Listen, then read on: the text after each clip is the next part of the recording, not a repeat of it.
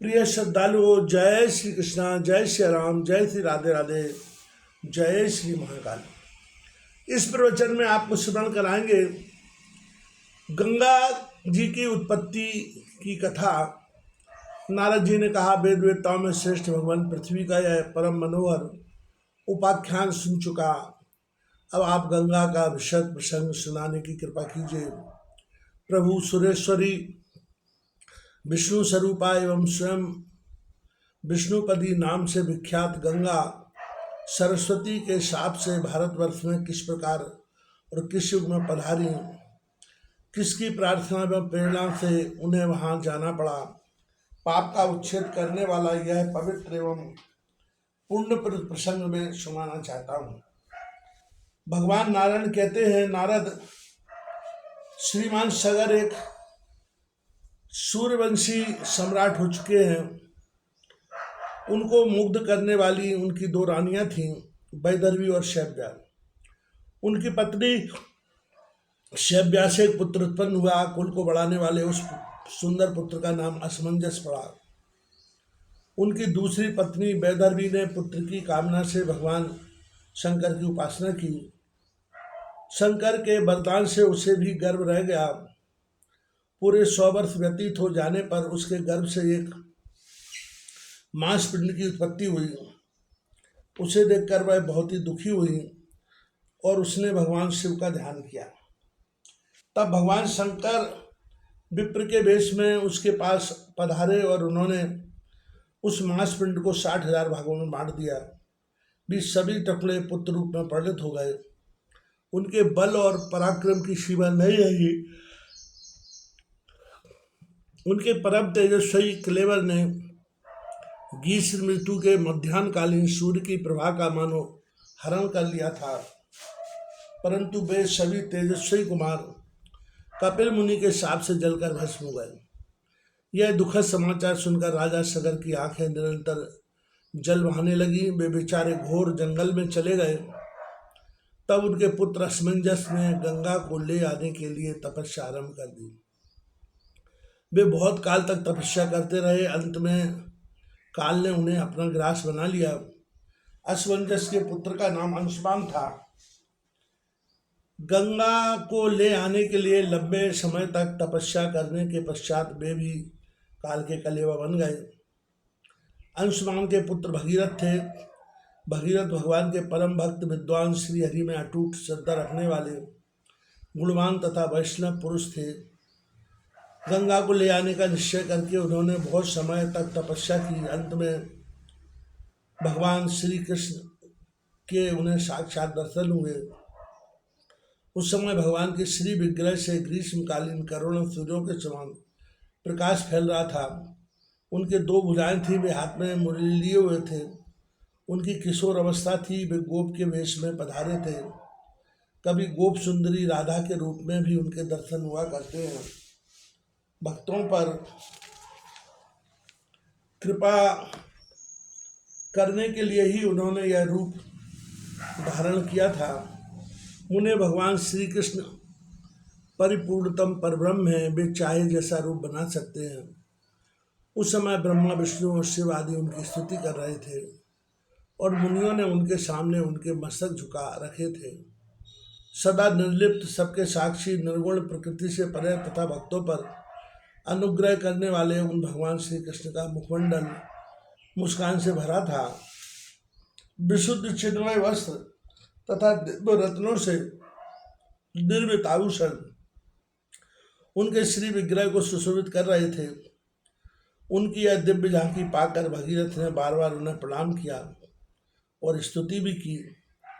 लीला पूर्वक उन्हें भगवान से अभिष्ट वर भी मिल गया। वे चाहते थे कि मेरे पूर्वज तर जाएं। परम आनंद के साथ उन्होंने भगवान की दिव्य स्तुति की थी। भगवान श्री हरि ने गंगा जी से कहा, सुरेश्वरी, तुम सरस्वती के शाप से अभी भारतवर्ष में जाओ और मेरी आज्ञा के अनुसार सगर के सभी पुत्रों को पवित्र करो। तुम में स्पर्शित वायु का सहयोग पाकर ही वे सभी राजकुमार मेरे धाम में चले जाएंगे। उनका भी विवाह मेरे जैसा ही हो जाएगा। और वे दिव्य रथ पर सवार होंगे। उन्हें मेरे पार्षद होने का सुअवसर प्राप्त होगा। वे सर्वदा आदि व्याधि से मुक्त रहेंगे। उनके जन्म जन्मांतर के पापों की समस्त पूंजी समाप्त हो जाएगी। श्रुति में कहा गया है, भारतवर्ष में मनुष्यों द्वारा उपार्जित करोड़ों जन्मों के पाप गंगा की वायु के स्पर्श मात्र से नष्ट हो जाते हैं। स्पर्श और दर्शन की अपेक्षा गंगा देवी में मौसल स्नान करने से 10 गुना पुण्य होता है। सामान्य दिनों में भी स्नान करने से मनुष्यों के अनेकों जन्मों के पाप नष्ट हो जाते हैं। पर्वों तथा विशेष पुण्य तिथियों पर स्नान करने का विशेष फल कहा गया है। सामान्यतः गंगा में स्नान करने की अपेक्षा चंद्र ग्रहण के अवसर पर स्नान करने से करोड़ों गुना अधिक पुण्य कहा गया है। सूर्य ग्रहण में इससे 10 गुना अधिक समझना चाहिए। इससे 100 गुना पुण्य अर्धोदय के समय स्नान करने से मिलता है। नारद, जिस प्रकार गंगा और भगीरथ के सामने कहकर देवेश्वर भगवान श्री हरि चुप हो गए, तब गंगा ने भक्ति से अत्यंत नम्र होकर उनसे कहा। गंगा बोली, नाथ, सरस्वती का साप पहले से ही मेरे सिर पर सवार है। आप आज्ञा दे ही रहे हैं और इन महाराज भगीरथ की ये तदर्थ तपस्या भी हो रही है। अतः मैं अभी भारतवर्ष में जा रही हूँ, परंतु प्रभु वहाँ जाने पर अनेकों पापी जन अपने जिस किसी प्रकार के भी पाप को मुझ पर लाद देंगे। ऐसी स्थिति में मेरे ऊपर आए हुए वे पाप कैसे नष्ट होंगे, इसका उपाय तो बतला दीजिए। देवेश, मुझे भारतवर्ष में कितने वर्षों तक रहना पड़ेगा? फिर मैं कब आप परम प्रभु के धाम में आने की अधिकारिणी बन सकूँगे?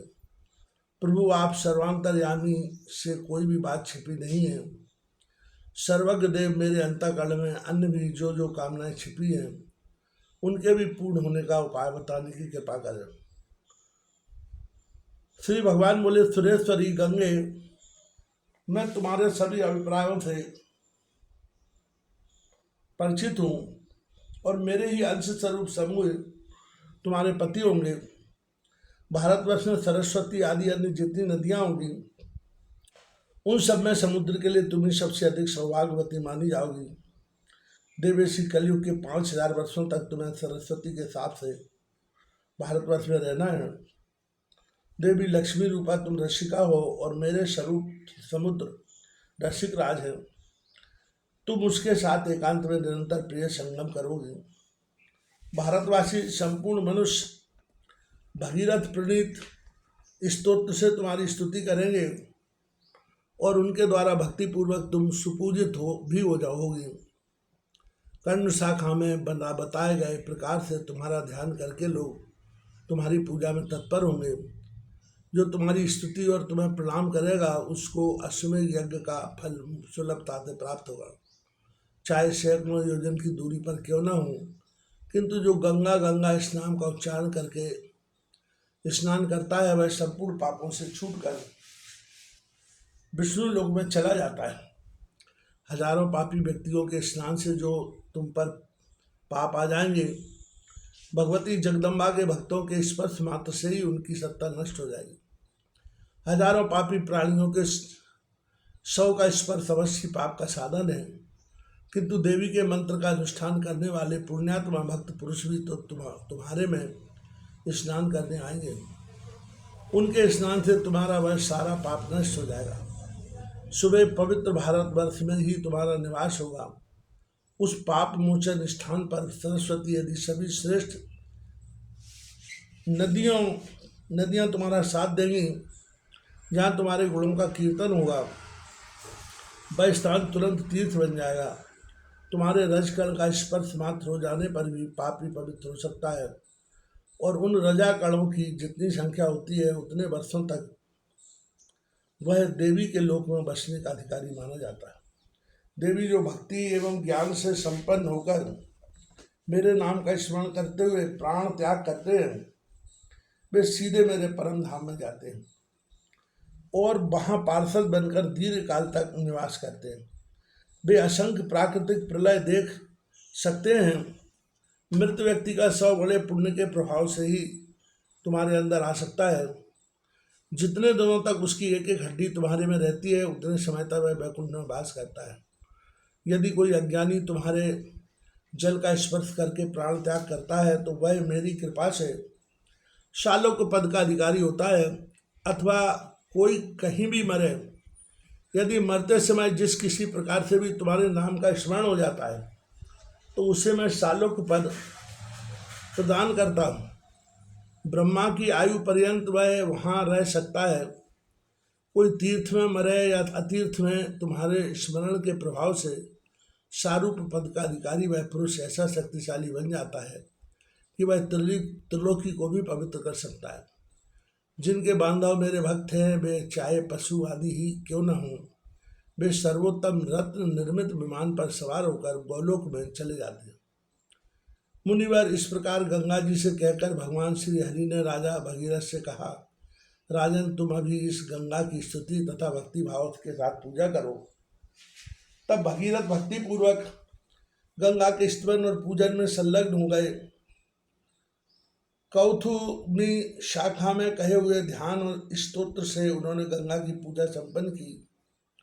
तदनंतर उन्होंने परम प्रभु परमात्मा भगवान श्री कृष्ण को बार बार प्रणाम किया। इसके बाद भगीरथ और गंगा की अभीष्ट स्थान की ओर यात्रा आरंभ हो गई तथा भगवान अंतर्ध्यान हो गए। नारद ने पूछा, वेदज्ञों में प्रमुख प्रभु किस ध्यान स्तोत्र से तथा किस पूजा क्रम से राजा भगीरथ ने गंगा की पूजा की, यह मुझे स्पष्ट बताने की कृपा कीजिए। भगवान नारायण कहते हैं, नारद, राजा भगीरथ ने नित्य क्रिया के पश्चात स्नान किया, 2 स्वच्छ वस्त्र धारण किए, तब इंद्रियों को नियंत्रण में रखकर भक्तिपूर्वक 6 देवताओं की पूजा की। वे 6 देवता हैं गणेश, सूर्य, अग्नि, विष्णु, शिव और भगवती शिवा। इन देवताओं का पूजन करने पर वे गंगा की पूजा के पूर्ण अधिकारी बन गए। नारद विघ्न दूर होने के लिए गणेश की, आरोग्यता के लिए सूर्य की, पवित्रता के लिए अग्नि की, लक्ष्मी प्राप्ति के लिए विष्णु की, ज्ञान के लिए ज्ञानेश्वर शिव की तथा मुक्ति पाने के लिए भगवती शिवा की पूजा करना आवश्यक है। विद्वान पुरुष को इन देवताओं की पूजा संपन्न कर लेने पर ही अन्य किसी पूजा में सफलता प्राप्त होती है। मुने सुनो, इस प्रकार से भगीरथ ने गंगा का ध्यान किया।